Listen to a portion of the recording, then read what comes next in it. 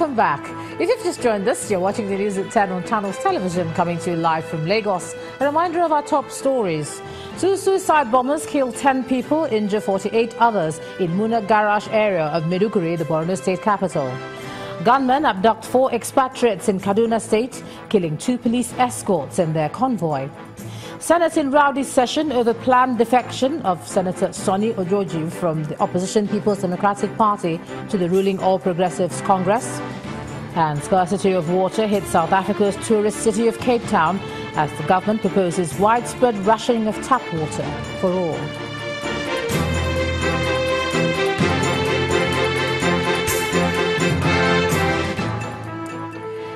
Now do remember that for more on our top stories and others, please visit our website channelstv.com and youtube.com/channelsweb. And log on to m.channelstv.com to watch us on your mobile device, or download the Channels TV app for Android, iOS and Windows devices from their respective stores. The Channels TV and Channels 24 app will give you access to news and updates. You also have access to the Eyewitness feature, with which you can share those pictures, videos or news of happenings around you. Just install the app, then tap and swipe to reveal the menu, and then follow the instructions. Now let's take a look at some of the pictures that you sent into our Eyewitness portal. Let's start off with this video from the Berger Bridge end of the Lagos-Ibadan Expressway, showing a long queue of vehicles. According to our Eyewitness reporter, these vehicles are held down because of an accident around the Kara River of the road, involving a vehicle belonging to the Federal Road Safety Corps and a truck. Thankfully, there were no casualties. Still on the Berger Bridge comes this video showing some people taking an afternoon nap on the bridge. Our Eyewitness reporter says that the men were sleeping on different stairs of that bridge. And our final video is still from the Lagos-Ibadan Expressway near the Arraigns end of the highway, showing this warning post by the Ogun State government to discourage people who dump filth on the illegal site. Our Eyewitness reporter is worried that the threat of 250,000 naira is not enough to discourage the defaulters, and he advises the government to put refuse containers at strategic positions on the road, since the threat does not seem to be working. Thanks a lot for all your pictures, and do send us some more when you can. The Economic and Financial Crimes Commission has arraigned Justice Mohammed Yinusa before a Lagos High Court sitting in Ikeja. Justice Yinusa is facing a 5-count charge of fraud alongside Esther Abu, a member of staff of the law firm of Senior Advocate of Nigeria, Ricky Tarfa. When the charges were read to them before the trial judge, they both pleaded not guilty. Justice Yinusa is being charged with attempting to pervert the course of justice by engaging in constant confidential telephone communications with Mr. Tarfa when he presided over 2 of the senior advocate's cases. He was also charged for corruption for allegedly receiving the sum of 1.5 million naira paid to him by his co-defendant Esther Abu in order to give decisions in favor of Ricky Tarfa's law firm. The 2 senior advocates linked to the matter are currently being prosecuted by the EFCC in other courts. The chairman of Innocent Nigeria Limited, Innocent Chukwuma, did not show up for his case at the Lagos High Court today for his arraignment on alleged fraud charges. The Economic and Financial Crimes Commission had filed a 4-count charge of conspiracy to obtain property under false pretenses, obtaining property under false pretenses, stealing and forgery. The commission also joined his brother, Charles Chukwuma, as the 3rd defendant in the case. Now let's cross over to Abuja now, and here's Gloria Umezuke. Gloria. Hello, Ijoma. The Independent National Electoral Commission, INEC, is seeking the assistance of the judiciary to reduce cases of conflicting judgments from courts of coordinating jurisdiction during the 2019 general elections. Speaking at a meeting with the Chief Justice of Nigeria in Abuja, the chairman of INEC, Professor Mahmoud Yakubu, describes the situation as not only increasing the operational cost of the commission, but also a threat to national democracy if left unchecked. The chairman of the Independent National Electoral Commission, INEC, leads a delegation of national commissioners to a meeting with the Chief Justice of Nigeria and other top judicial officers to deliberate on some electoral matters ahead of the 2019 general elections.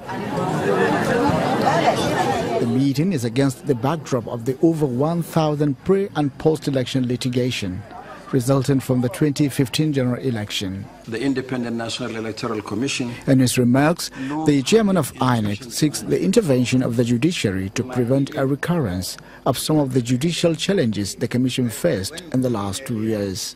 It has become imperative to draw your lordship's attention to one of our major areas of concern, especially as we approach the 2019 general elections. The Commission is worried by the spread of conflicting judgments by courts of coordinate jurisdiction on the same subject matter, particularly on pre-election, post-election, and leadership crises in political parties. We appeal to His Lordship, the Chief Justice of Nigeria, to intervene and save what was clearly a major threat to the electoral process. INEC was involved in 454 court cases, in addition to the 680 cases determined by the electoral petition tribunals arising from the outcome of the 2015 general elections. Within the ambit of the law. While the Chief Justice of Nigeria gives the assurances of the judiciary to support INEC, he calls on the Commission to be proactive. We'll do our very best. And we are trying.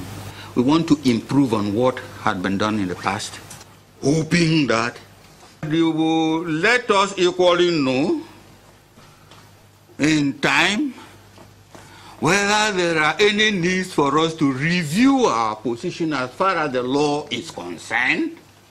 Not when we start midway, then you start hearing of amendments here, left, right, and center.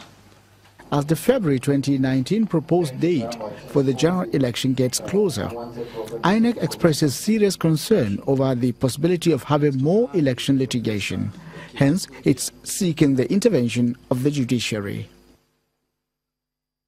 The federal government is taking steps to put into use an excess 2,000 megawatts of electricity generated on the grid. Already, a memo on policy framework for investment has been approved by the Federal Executive Council at its meeting in Abuja today. Our State House correspondent Ibrahim Adra reports on this and other key decisions of the Executive Council.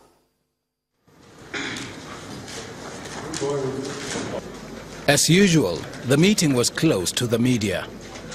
During the briefing, it became clear that requests from 3 ministries were considered. The Ministry of Works, Power and Housing is to kickstart the process of putting the additional electricity generated on grids for Nigerians.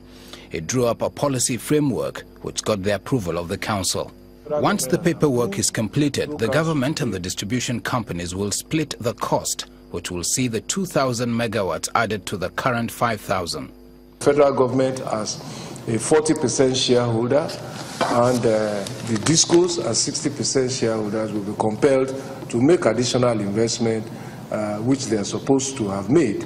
The process which will involve international trending just for the procurement of the equipment, the lines and all of the accessories that are necessary to build out those networks. Mr. Fashola also spoke about plans to expand the Kefi-Abuja road. I can tell you that the financing has been largely concluded. The mechanics for drawdown and also the appointment of consultants that will supervise the road is what is being awaited. Also approved is the upgrade of Nigeria's Flight Safety Laboratory set up in 2012. The laboratory was first established in 2012, but it became obsolete for the reasons being that the laboratory used to use tape-based flight recorders. So upgrading it to something that is more permanent and can withstand high temperatures. The council gave the go-ahead for the rehabilitation of water supply scheme in Jigawa State that will service a community left without water for 20 years.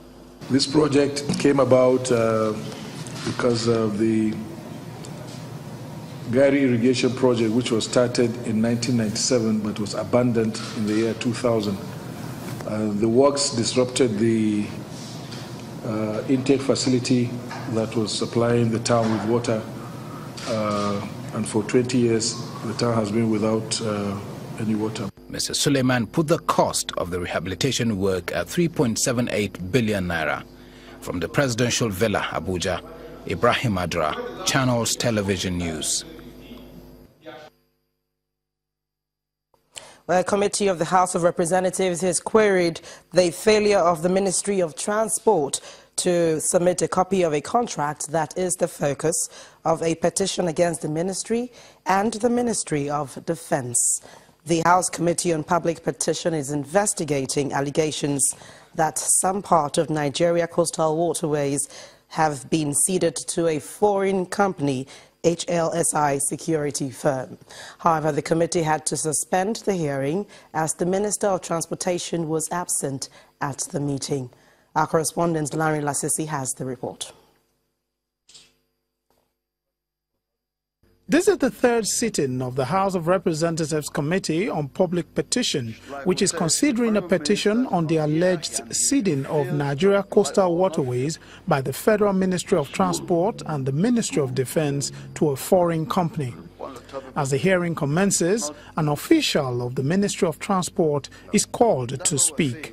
You are not representing them. You brought us an information. Yeah, I just brought an information. Yes, please. That they are in fake. Yes. So they are not represented. They will join us shortly when they finish. Is there no competent person? Don't you have a legal department or director and so on? It looks absurd for you to come to say you are informing us they are in fake. But it's only the minister consummated this contract. Only him knows about the contract. Only him understands the contract. Only him can explain on the contract.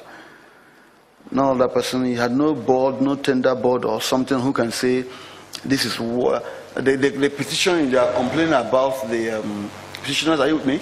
They are complaining about the contract given and so on. And now you say only the minister can speak on it. Well, that is noted. The chairman also queries the failure of the ministry to submit a copy of the said contract to the committee. The committee then turns to officers of the Navy. Yeah, you have it. Yes. So you know what he said? Yes. Yes. You agree with the response? We have areas that we want to make clarification.